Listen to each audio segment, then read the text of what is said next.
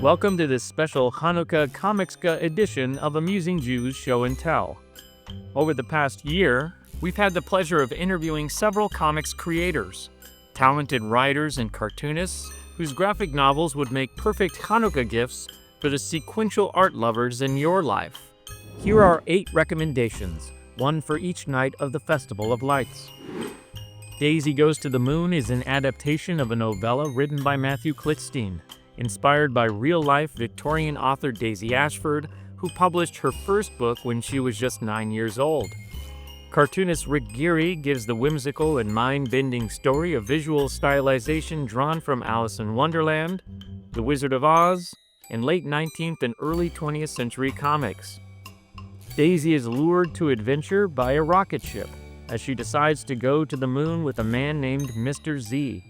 They encounter monsters, time travelers, her doppelganger, and other delights and vexations. Will Eisner, a comics biography by Stephen Weiner and Dan Mazer, explores one of the most influential artists in the history of comics through the most appropriate medium, a graphic novel. From his immigrant roots and childhood in New York City, starting his own comic studio and business, and the creation and publication of his beloved comic, The Spirit, through popularizing the term graphic novel as a result of trying to convince a general trade publisher to publish a contract with God, you'll follow along in Will Eisner's remarkable life journey.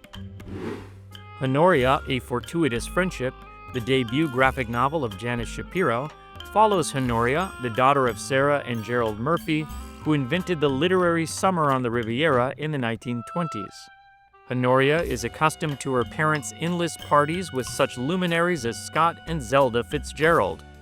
When sheltered and unsophisticated Ida visits for a summer, Honoria becomes both her mentor and tormentor, as well as her role model and, finally, her friend.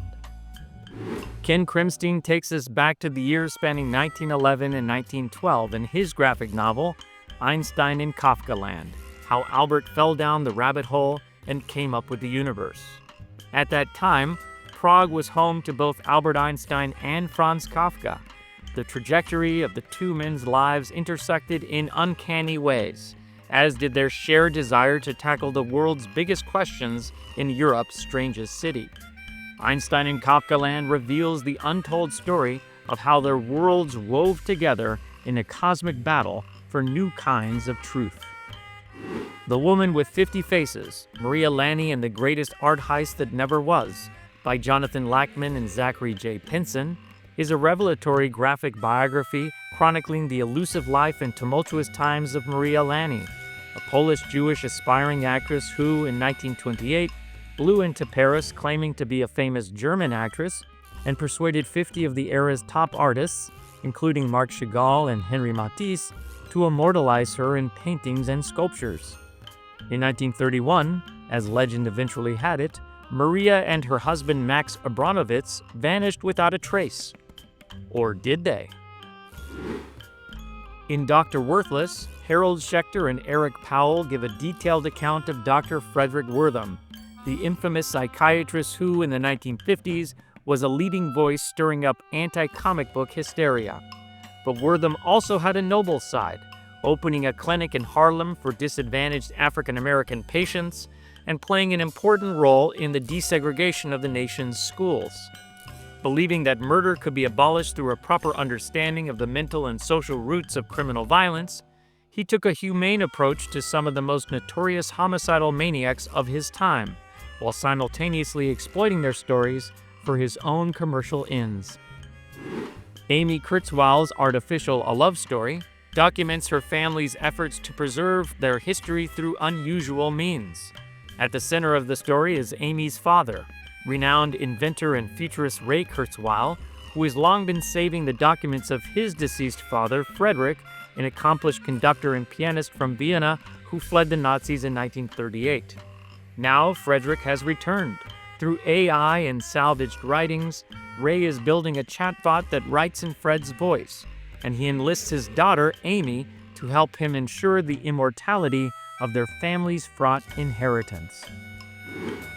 The Twilight Man, Rod Serling and the Birth of Television, is Corin Shodney's fascinating exploration of the Twilight Zone's creator, Rod Serling.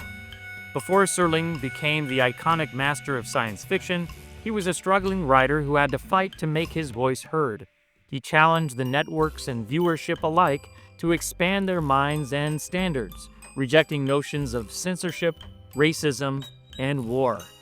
But it wasn't until he began to write about real-world enemies in the guise of aliens and monsters that people lent their ears. In doing so, he pushed the television industry to the edge of glory, and himself to the edge of sanity. Happy Hanukkah to all, and to all a good 8 nights of reading comics.